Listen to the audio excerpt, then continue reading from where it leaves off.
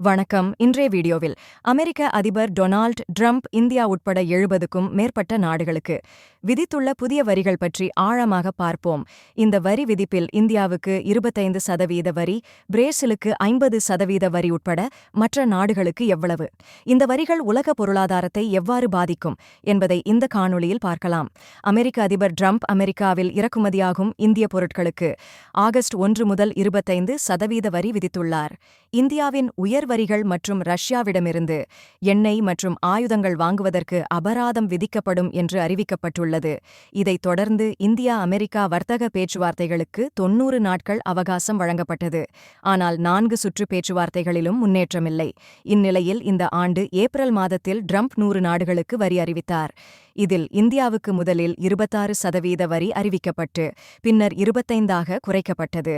இது கடந்த ஆண்டு மட்டும் இந்தியாவின் அமெரிக்க ஏற்றுமதி $87 பில்லியன் இருந்த நிலையில் இந்த வரிகள் இந்தியாவின் முக்கிய ஏற்றுமதி பொருட்களான ஆடைகள், மருந்துகள் மற்றும் பெட்ரோகெமிக்கல்களை பாதிக்கக்கூடும் என எதிர்பார்க்கப்படுகிறது. இந்நிலையில் இந்த வரிகள் மூலம் அமெரிக்காவின் $45.7 பில்லியன் வர்த்தக பற்றாக்குறையை குறைக்க முயல்கின்றன. இந்திய பொருட்களுக்கு விதிக்கப்பட்ட வரிகள் போன்றே அமெரிக்கப் பொருட்களுக்கு இந்தியாவில் 17% சராசரி வரி விகிதமும், விவசாயப் பொருட்களுக்கு 39%, ஆப்பிளுக்கு 50% வரி விதிப்பும் அமெரிக்காவை அதிருப்தியடையச் செய்துள்ளன. சமீபத்தில் இந்தியாவில் அமெரிக்கப் பொருட்களுக்கு உள்ள வரி விகிதம் தொடர்பாக அமெரிக்க வர்த்தக பிரதிநிதி ஜேமிசன் கிரியர், இந்தியாவுடன் பேச்சுவார்த்தைகள் தொடர்கின்றன, ஆனால் மேலும் விவாதங்கள் தேவை என்றார். இருப்பினும் இந்தியாவின் பேச்சுவார்த்தை அணுகுமுறை அமெரிக்காவுக்கு அதிருப்தியை ஏற்படுத்தியுள்ளது. அமெரிக்க நிதித்துறை செயலர் ஸ்காட் பெசன்ட், இந்தியா ரஷ்ய எண்ணெயை இறக்குமதி செய்து சுத்திகரித்து விற்கிறது என்று குற்றம் சாட்டினார். ட்ரம்ப் இந்தியாவை வரி அரசன் என்று விமர்சித்து உலகிலேயே உயர்ந்த வரிகளை விதிப்பதாக கூறினார். இதற்கு பதிலளித்த மத்திய அமைச்சர் பியூஷ் கோயல், விவசாயிகள், தொழிலாளர்கள் மற்றும் சிறு நிறுவனங்களின் நலனுக்கு அரசு முன்னுரிமை அளிக்கிறது என்று நாடாளுமன்றத்தில் உறுதியளித்தார். இதையடுத்து ஈரானுடன் வர்த்தகம் செய்யும் 6 இந்திய நிறுவனங்களுக்கு அமெரிக்கா தடை விதித்துள்ளது.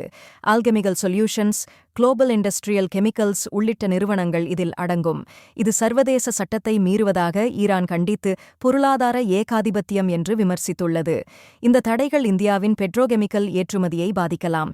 இது கடந்த ஆண்டில் $12 பில்லியன் மதிப்புடையது. மேலும் இந்தியாவின் கடுமையான இறக்குமதி தரத் தேவைகளும் அமெரிக்காவை கோபப்படுத்தியுள்ளன. இந்தியாவை தவிர்த்து பிற நாடுகளுக்கும் வரிகள் அறிவிக்கப்பட்டன. அதில் பிரேசிலுக்கு 50% வரி விதிக்கப்பட்டுள்ளது. இது பிரேசிலின் முன்னாள் அதிபர் ஜெயிர் பொல்சொனாரோ மீதான விசாரணைகளுக்கு எதிர்வினையாகும். அண்மையில் ட்ரம்ப் பிரேசில் உடனான வர்த்தகத்தில் எவ்வித அதீத லாபம் இல்லை என்று கூறினார். ஆனால் உண்மையில் அமெரிக்காவுக்கு பல மில்லியன் டாலர் கூடுதல் வருவாய் கிடைக்கிறது. கனடாவுக்கு 25%-இலிருந்து 35% வரி உயர்த்தப்பட்டு இந்த வரி உயர்வு கனடா போதைப் பொருள் புழக்கத்தை தடுக்காததற்கு தண்டனையாக இந்த வரி அதிகரிப்பு விதிக்கப்பட்டதாக கூறப்படுகிறது. சிரியாவுக்கு 41%, லாவோஸ் மற்றும் மியான்மாருக்கு 40%, சுவிட்சர்லாந்துக்கு 39%, ஈராக் மற்றும் செர்பியாவுக்கு 35%, அல்ஜீரியா மற்றும் தென் ஆப்பிரிக்காவுக்கு 30% வரியும் விதிக்கப்பட்டுள்ளது. இந்த வரிகள் ஆசிய மற்றும் ஆப்பிரிக்க பொருளாதாரங்களை பாதிக்கலாம் என்று நிபுணர்கள் எச்சரிக்கின்றனர்.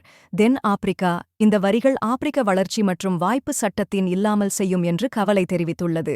இந்த வரி விதிப்புகளில் நன்மை ஈட்டும் நாடாக பாகிஸ்தான் மாறியுள்ளது. பாகிஸ்தானுக்கு 19% வரி மட்டுமே விதிக்கப்பட்டுள்ளது. இது ஆடை ஏற்றுமதிக்கு சாதகமாக உள்ளது.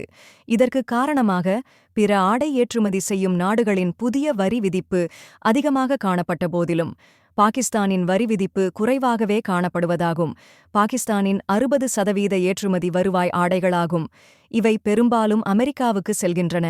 தற்போது இவ்வாறான வரிகள் அமெரிக்க குடும்பங்களுக்கு ஆண்டுக்கு $1300 கூடுதல் செலவை ஏற்படுத்தலாம். மேலும் இந்தியாவின் பொருளாதார வளர்ச்சியை 0.5% குறைக்கலாம் என்று பொருளாதார நிபுணர்கள் எச்சரிக்கின்றனர். ட்ரம்ப் சர்வதேச அவசர பொருளாதார அதிகாரச் சட்டத்தை பயன்படுத்தி இந்த வரிகளை விதித்தார் என்று மே மாதத்தில் அமெரிக்க வர்த்தக நீதிமன்றம் இதை சட்டவிரோதமாக அறிவித்தது. இருப்பினும் இந்த வழக்கு மேல்முறையீட்டில் உள்ளதால் வரிகள் தொடர்கின்றன. இந்தியாவுடன் ஆகஸ்ட் 25 பேச்சுவார்த்தைகள் நடைபெறவுள்ளன. ஆனால் இதன் பின்னர் காலக்கெடு நீட்டிக்கப்படாது என்று அமெரிக்கா உறுதிப்படுத்தியுள்ளது. இந்நிலையில் இந்த வரிகள் உலக வர்த்தகத்தையும் பொருளாதாரத்தையும் பாதிக்கலாம். இந்த பிரச்சினைகளுக்கு அமைதியான தீர்வு காணப்பட வேண்டும் என்று உலக நாடுகள் வலியுறுத்துகின்றன.